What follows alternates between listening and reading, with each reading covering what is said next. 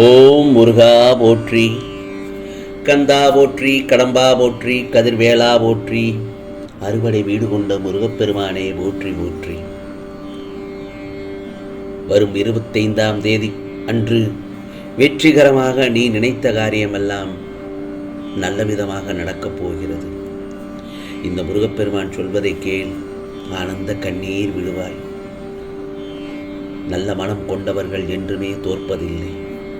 அதே போலத்தான் இந்த முருகப்பெருமானை நம்பியவர்களை நான் ஒருபோதும் கைவிடுவதில்லை. நீயாக மனதை ஒன்றை வைத்துக்கொண்டு, உன் மனதில் ஒன்றை வைத்துக்கொண்டு உன் மன நிம்மதியை கெடுத்துக் கொண்டிருக்கிறாய். நீ நினைக்கின்ற காரியங்கள் நடக்காமல் போகும் சமயங்களில் மனம் உடைந்து போகிறாய். உனக்கு செய்ய வேண்டியதை தக்க சமயத்தில் செய்து கொண்டுதானே இருக்கிறேன். ஆனால் உனக்கு அந்த பொறுமைதான் இல்லை. சற்று பொறுமையாக இரு என்று நான் பலமுறை உன்னிடம் கூறிவிட்டேன். பொறுமையாக இரு என் செல்லவே. வாழ்க்கையில் வளர்பிறை தேய்பிறை என இரண்டும் இருக்கத்தான் செய்யும். நீ எதையெல்லாம் இழந்தாயோ அதைவிட அதிகமாக உன்னை வந்து சேரும்படி இந்த முருகப்பெருமான் உனக்கு அருள்பாலிப்பேன். நான் முன்னொன்று சொல்வது என்ன தெரியுமா? நன்றாக உழைத்து முன்னேறு என்று. காற்றில் ஈரத்தன்மை இருந்தால் அடிக்கின்ற காத்து நமக்கு சுகமான தென்றலாய் தெரியும். அதே போலத்தான் உன் வாழ்க்கையில் நிம்மதி இருந்தால்தான் அது அழகான உயிரோட்டம் உள்ள வாழ்க்கைக்கு ஒரு அர்த்தமாகும். அப்படி இருக்கும் பட்சத்தில் உன் தென்றலை நீதான் உணர வேண்டும். நீ அப்படி உணர்ந்தால்தான் நிம்மதி என்ற தென்றல் உன் வாழ்க்கையில் உனக்கு வசந்தமான சுகத்தை கொடுக்கும். அதை உணர்வதற்கு நீ முதலில் பொறுமையையும் சகிப்புத்தன்மையையும் நம்பிக்கையையும் நேர்மையும் இவையெல்லாம் முக்கியமாக உனக்கு இருக்க வேண்டும். இதற்கு அடுத்தது என்ன தெரியுமா? வைராக்கியமும் முக்கியம். உன் வாழ்வில் நீ கொடி கட்டி பறக்கப் போகிறாய்.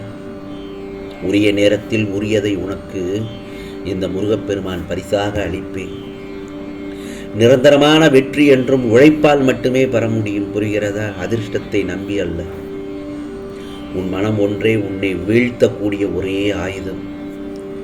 அந்த மனமானது தெளிவாக இருக்கும் வரையில் நீ யார் வந்தாலும் நீ வீழ்ந்து போக மாட்டாய். உண்மையான அன்புக்கு இறங்கி போகத்தான் தெரியுமே தவிர இடையில் விட்டு போக தெரியாது. அழகான பொய்களில் அன்பினை பெறுவதை விட உண்மையான கோபங்களால் அன்பாக ஏற்றுக்கொள்ளலாம் எதையும். விதியின் விளையாட்டு இருக்கத்தான் செய்யும் வாழ்க்கையில். விதிக்கு தெரியாது விதி விலக்கு என்ன என்பது. வாழ்க்கையில் துணையாக இருப்பவர்கள் எல்லாம் விலகி போகும்போதுதான் தெரிகின்றது தெய்வம் மட்டும்தான் நமக்கு துணை என்று. ஆகவே வாழ்க்கை என்ற பயணத்தில் நல்லதும் கெட்டதும் தொடரத்தான் செய்யும். இன்பம் வரும்போது ரசிப்பது போல துன்பம் வரும்போது சகித்து கொண்டு செல்ல பழகிக் கொள்ள வேண்டும். எங்கேயும் தேங்கி விட வேண்டாம். தேங்கினால் துயரம்தான் மிஞ்சும்.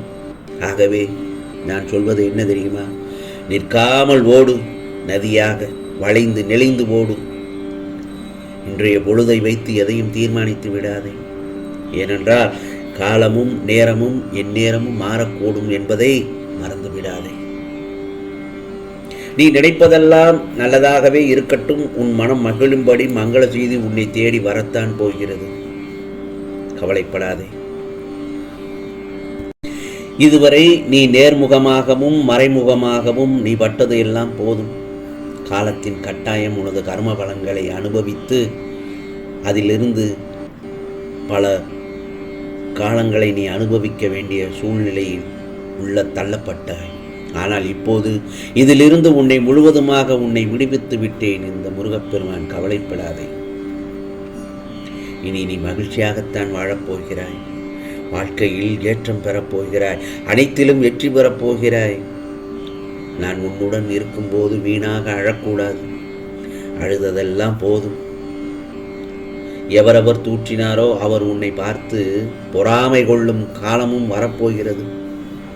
ஆகவே இந்த முருகப்பெருமான் சொல்வதெல்லாம் என்ன தெரியுமா? நல்லதை மட்டும் நினை, நல்லதை மட்டும் பேசு, முடிந்தவரை உதவி செய், கவலைப்படாதே. இந்த முருகப்பெருமான் நான் இருக்கிறேன், உன்னை கைவிட மாட்டேன். உன்னை தாக்குவதற்கு யார் நினைத்தாலும் அவை அனைத்தும் என்னைத்தான் வந்து சேரும். துணிந்து நில். உனக்குரிய கஷ்டமான நேரத்தில் கஷ்டத்தை நினைக்காமல் என்னை நினைத்துப்பார்.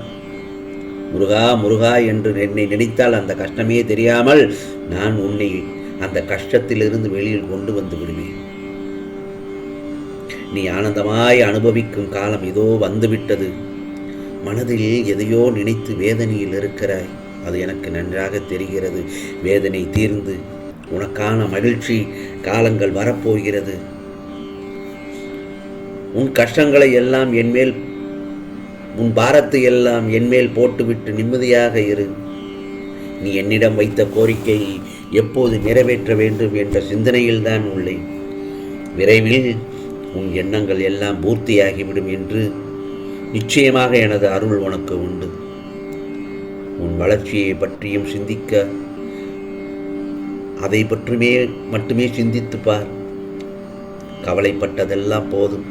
இனி உன் வாழ்வில் அற்புதங்கள் நிகழ்வதற்கான காலகட்டத்தை நீ நெருங்கிவிட்டாய். எல்லாம் நல்லதாகத்தான் நடக்கும். பல ஏமாற்றங்களால் நீ மனம் வருந்துகிறாய், வருந்த வேண்டாம். இந்த பிரபஞ்சத்தில் ஏமாறாதவர்களே யாருமே கிடையாது. ஏமாற்றப்பட்டவர்கள் தான் அதிகமாக இருப்பார்கள். நீயும் பலரை ஏமாற்றி இருப்பாய், அது உனக்கு தெரியாது. நீ தெரிந்தோ தெரியாமலோ யாரையும் குறை கூற வேண்டாம், யாரையாவது பழித்தும் பேச வேண்டாம். அந்த இடங்கள் நீ எப்படி மனம் வருந்துவாயோ அதே போலத்தான் நீ மற்றவர்களை பழித்து பேசும்போது அவர்களும் மனம் வருந்துவார்கள் அல்லவா? ஆகவே பலர் மனம் வருந்தும்படி நீ யாரையும், மனம் நோகும்படி யாரையும் பேச வேண்டாம். ஏதோ ஒரு சூழ்நிலையில் யாரோ ஒருவர் இன்னொருவரை ஏமாற்றிக் கொண்டுதான் இருக்கிறார்கள். அதைத்தான் கொஞ்ச நேரத்திற்கு முன்னால் சொன்னேன். எல்லாவற்றுக்கும் நிச்சயம் உனக்கு பதில் கிடைக்கும். என் பிள்ளைக்கு நான் கொடுக்கும் மனமார்ந்த ஆசீர்வாதமும் சத்தியமும் நிச்சயமாக நல்ல பொழுதாக இன்று விடிந்த உனக்கு நல்லதாகத்தான் நடக்கும்படியாக நிச்சயமாக செய்வேன். வரும் 25ஆம் தேதிக்குள் வெற்றிகரமாக நீ நினைத்த காரியங்கள் எல்லாம் ஒவ்வொன்றாக நடத்தி காட்டப் போகிறேன். அந்த தருணத்தில், நடந்து முடிந்த தருணத்தில் ஆனந்த கண்ணீர் விடுவாய். என்னுடைய ஆலயத்திற்கு நன்றி சொல்ல ஓடோடி வருவாய், முருகா முருகா என்று. நிச்சயமாக உனக்கானதெல்லாம் நல்லது நடக்கும், நல்லது மட்டுமே நடக்கும், அதுவும் நன்மையாகவே நடக்கும். ஓம் முருகா சரணம், ஓம் முருகா சரணம், ஓம் முருகா சரணம்.